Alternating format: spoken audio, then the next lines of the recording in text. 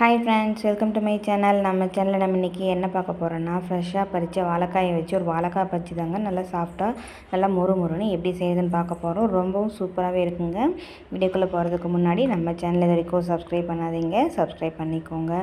நம்ம வீடியோ பிடிச்சதுன்னா மறக்காமல் நம்ம வீடியோக்கு ஒரு லைக் போட்டு விட்ருங்க ஃப்ரெண்ட்ஸ். ரொம்பவும் சூப்பரான ஒரு வாழைக்காய் பஜ்ஜி எப்படி செய்யுதுன்னு நம்ம இந்த வீடியோவில் பார்க்கலாங்க.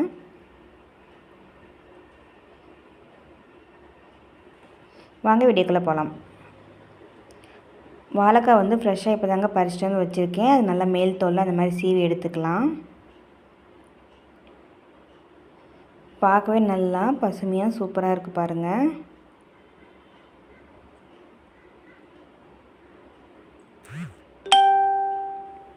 இதே மாதிரி எல்லா வாழைக்காயும் நம்ம சீவி எடுத்துக்கலாம். இந்த மாதிரி சீவி எடுத்துகிட்டு தண்ணியில் நல்லா கழுவி எடுத்து வச்சுக்கலாங்க. எடுத்து வச்சுட்டு வாழைக்காய் பஜ்ஜி போடுற கட்டையில் நல்லா மேல் தோல்லாம் எடுத்துகிட்டு நல்லா இந்த மாதிரி எடுத்துக்கலாங்க.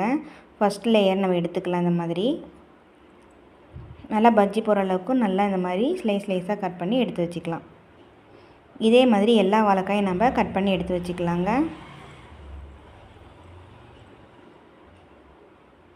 இப்போ பஜ்ஜி போடுறதுக்கு மாவு தயார் பண்ணிக்கலாம். 1/4 கிலோ அளவுக்கு கடலை மாவு எடுத்துக்கலாங்க.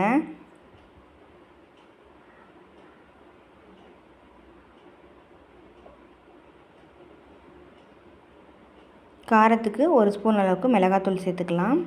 சோடா உப்பு ஒரு சிட்டிகை, கொஞ்சமாக 1/4 ஸ்பூனுக்கு கம்மியாக சேர்த்துக்கலாங்க. தேவையான அளவுக்கு உப்பு சேர்த்துக்கலாம். இப்போ தண்ணி விட்டு நல்லா பஜ்ஜி போடுற அளவுக்கு நல்லா பிசைஞ்சு எடுத்துக்கலாம். நல்லா இந்த மாதிரி மிக்ஸ் பண்ணி விட்டுடலாங்க. மாவு நல்லா கட்டி இல்லாமல் நல்லா கரைச்சி எடுத்துக்கலாம். மாவு வந்து வாழைக்காய் பஜ்ஜியில் ஒட்டுற மாதிரி இருக்கணும். அந்த பக்குவத்தில் நல்லா கரைச்சி எடுத்துக்கலாம். ரொம்ப கெட்டியாகவும் இருக்கக்கூடாது, ரொம்ப தண்ணி மாதிரி இருக்கக்கூடாது. அந்த அளவுக்கு நம்ம கரைச்சி எடுத்துக்கலாம். கரெக்டாக 1.5 டம்ளர் தண்ணி, சின்ன டம்ளரில் 1.5 டம்ளர் தண்ணி சேர்த்துட்டிங்கன்னா கரெக்டாக இருக்கும். நான் 1.5 டம்ளர் தண்ணி சேர்த்துருக்கேங்க. மாவு நல்லா கட்டி இல்லாமல் நல்லா எல்லா பக்கமும் ஒரே மாதிரி வர மாதிரி நல்லா இந்த மாதிரி கலந்து விட்டுருங்க.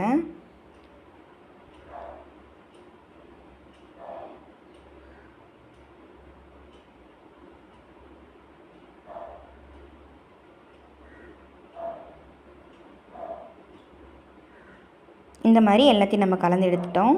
இப்போ இது கூட ஒரு 3 ஸ்பூன் அளவுக்கு அரிசி மாவு எடுத்துக்கலாங்க. நல்லா கிறிஸ்பியாக வர்றதுக்காக அரிசி மாவு எடுத்துக்கலாம். அதையும் நம்ம நல்லா இந்த மாதிரி கலந்து விட்டுடலாம்.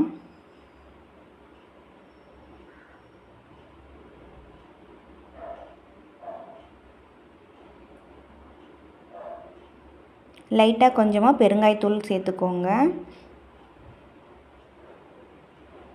பெருங்காயத்தூள்லாம் சேர்த்துட்டு நல்லா இந்த மாதிரி கலந்து எடுத்துக்கலாம். மாவு கரெக்டாக இந்த அளவுக்கு வர மாதிரி கரைச்சி எடுத்துக்கோங்க. அப்போ தான் பஜ்ஜி போடுறதுக்கு நல்லா ஈஸியாக இருக்கும்.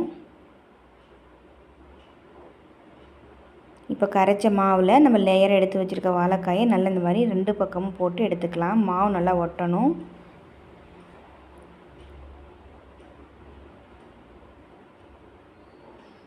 இப்போ எண்ணெய் காஞ்சதுக்கப்புறமா ஒவ்வொரு பஜ்ஜியாக போட்டு நம்ம எடுத்துக்கலாம்.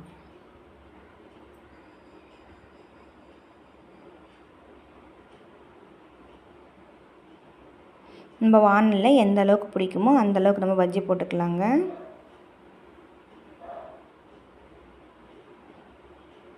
ஒரு பக்கம் வந்ததுக்கப்புறமா இன்னொரு பக்கம் நல்லா திருப்பிக்கலாம். நல்லா புசுன்னு சூப்பராக வாழைக்காய் பஜ்ஜி சூப்பராக நம்ம தயார் பண்ணிட்டு பாருங்கள். பார்க்கவே நல்லா சூப்பராக இருக்குது. இப்போ இதை நம்ம எடுத்துக்கலாம். எல்லா பக்கமும் நல்லா வெந்துருச்சு, எடுத்துக்கலாங்க.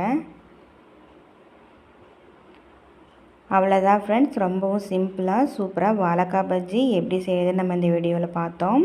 இதே மாதிரி நம்ம எல்லா பஜ்ஜியும் நம்ம பொரித்து எடுத்துக்கலாங்க.